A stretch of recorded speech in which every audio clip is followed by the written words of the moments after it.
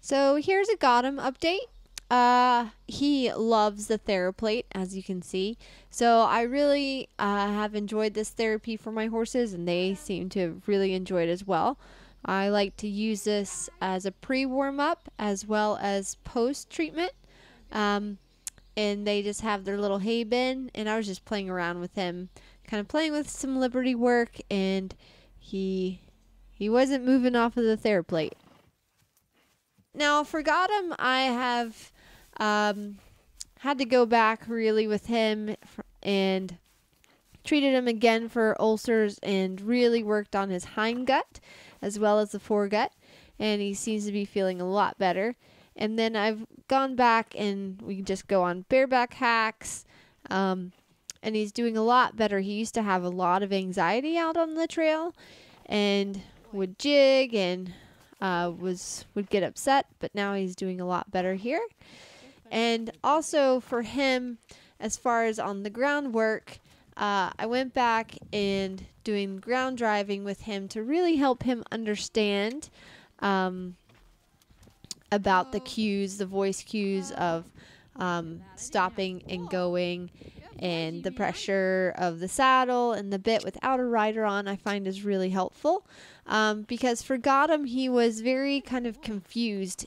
I think he had a lot of baggage from the track as far as when you got on, he thought he was supposed to go from point A to point B in the fastest amount of time and really didn't understand, like he just felt very confused. So I've gone back and I like to do the ground driving with him around twice a week, and then he goes on a hack, and then he has some nice flat work, and then he has some jump schools. So it's just kind of been building him up and also helping build up his top line and get him stronger for his balance.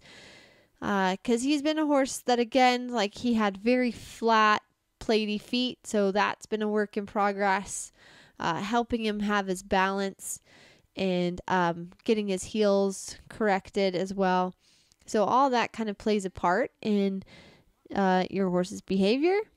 And so now he's really turned into a different horse, and he's been pretty quiet. We'll see how this transpires when he goes into a more stressful environment at a show.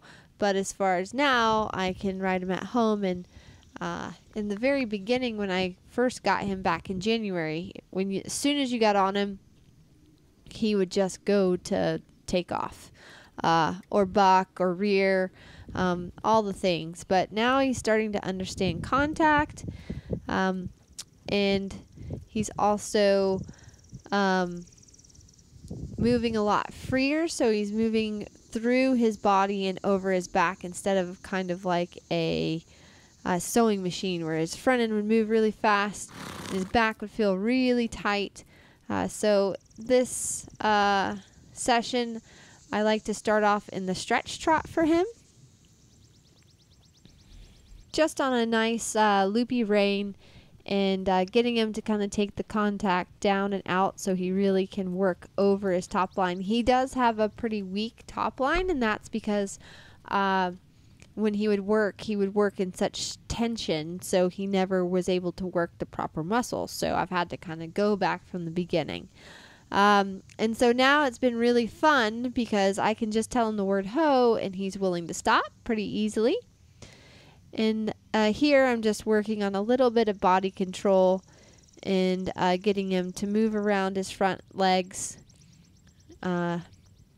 doing a little turn on the haunches or pivot. And again, just kind of playing with it, nothing too technical, kind of letting him be on the buckle, but isolating the front end and the back end. And he's much more relaxed now. So now I go to ask him to canter. The right lead canter has always been a tough thing for him. So he used to pick up the canter and kind of bolt. And he's got a lovely canter, probably one of the best canters I've ridden on a horse. And he's very, very powerful. But for him, the balance is really hard going to the right, which can be typical for off the track thoroughbred. And it's just I've had to show him that he can stay in balance. And you see right there, I was able to just tell him ho, and he gave me a pretty, almost really good stop. And allowing them to find the balance, and then they can even more so get more relaxed because they don't feel like they're going to necessarily fall down. And so you'll see I go through playing where we do some exercises, we walk, trot, canter, and then I bring him back to a walk. So playing with that energy, bringing it up and bringing it down. And then I go back into the trot. And it's very nice. You can see his tail starting to swing from side to side. That's another sign of relaxation through the whole back. Again, when I first started riding him back in January, the tail was very still. And that's due to the tension through the back. So we still have a long ways to go, but I finally feel like the foundation is getting there. Like he understands the concepts, and he's really becoming fun to ride. And again, going on the left lead, again, I just love his canter. Probably one of the things that I've worked the hardest on is really getting him comfortable in his stomach. I had treated him for his foregut with, the regular protocols like we all do, with the omeprazole and all that good stuff. But I really find that he had an issue with his hindgut, and he was really, really upset on that right side. So he would kind of go up and down and throw tantrums whenever you'd pick up the right lead, and he just wasn't really gaining weight as much as, I'm pumping this sucker full of food.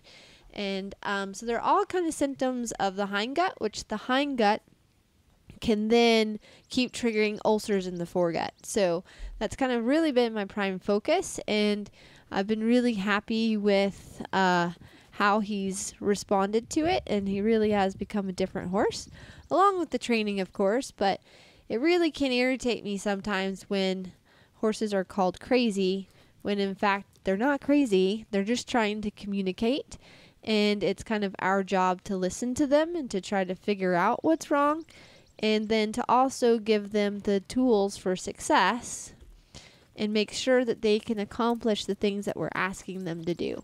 So again, like with him, I kind of keep things pretty simple, and it's just been about building those foundations of, can I steer my horse? Do I have relaxation? Do I have control? Can I tell him ho, or can I do a one rein stop? Do I have control of all the body parts? And also for him, making sure that as far as the energy going up and coming down, can we have self-control that way? And again, I'm just so happy with how his trot is feeling. He's really using all of the pieces of his body. And for him, to be able to work on canter transitions, it's still a work in progress, but it's getting much, much better. We don't have our explosions like we used to. Or like when I would go to ask, he would hold his breath and get really tight. And again, like if they're in any type of pain because of ulcers, that can be why. And there I asked for another hoe, which is great. Give him a little pat. You see he can just walk off nicely. And then I go ahead and ask him to trot again. And before, if I would have done that after a canter, he would have bolted. So that's just where the big difference is now. And so after I've done that work of the canter work and the trot work, now I'm going to go back to where I had kind of started. So back into the stretch trot. Kind of start with the relaxation and getting them over the back, and that's where I like to end as well. So going to go back to that open frame, getting him to stretch out in the contact. He was also a horse that was really busy in his mouth. And I played around a lot with, I've worked him bridleless, I've worked him in the halter, I've done all that good stuff, but you also have to build their confidence in the bit. And for 3-day eventing, we have to ride in a bridle for dressage, unfortunately. But I'm really happy with how he's been progressing. His mouth has gotten a lot more quiet, and just overall a happy horse. So looking forward to his future.